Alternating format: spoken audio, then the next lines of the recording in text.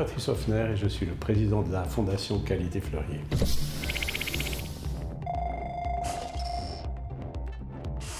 La Fondation a été créée il y a une dizaine d'années dans le but de faire de la certification horlogère de haut de gamme qui n'existait pas sur le marché à l'époque. Ce sont les marques qui nous soumettent leurs produits, et bien que nous l'appelions Qualité Fleurier, toutes les marques suisses qui produisent 100% de leurs montres en Suisse sont éligibles à la certification. Ce qui est intéressant, c'est de certifier une montre mécanique qu'on pousse jusqu'au bout de ses capacités de précision. L'innovation, c'est penser autrement. Et je crois que ce que nous avons fait ici, modestement dans cette fondation, c'est d'essayer d'aborder le problème de la certification différemment. Olivier Viers, je suis responsable technique au sein de la Fondation Qualité Fleurier.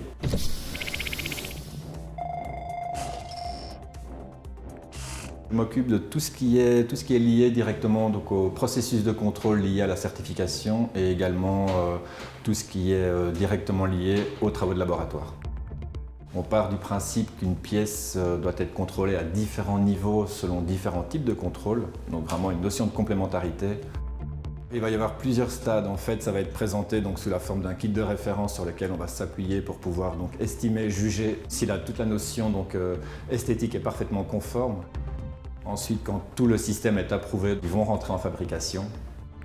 Quand la fabrication est réalisée, il va y avoir les différentes étapes au niveau du montage. Durant ces différentes étapes, les pièces, les mouvements à ce stade vont être envoyés au COSC, contrôle officiel suisse des chronomètres, soumis aux normes de chronométrie. Ensuite, les pièces vont revenir. On va faire subir un test chronofiable qui va permettre véritablement de tester la fiabilité et la durabilité de la montre.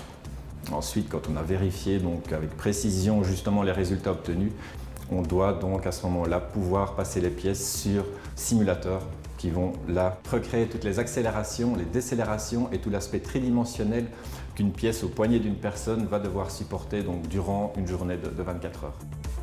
On est obligé justement de pratiquer ce qu'on appelle la veille technologique, ce qui nous permet vraiment de rester avant-gardiste par rapport à toutes les nouvelles technologies, les nouveaux matériaux qui sont de plus en plus utilisés.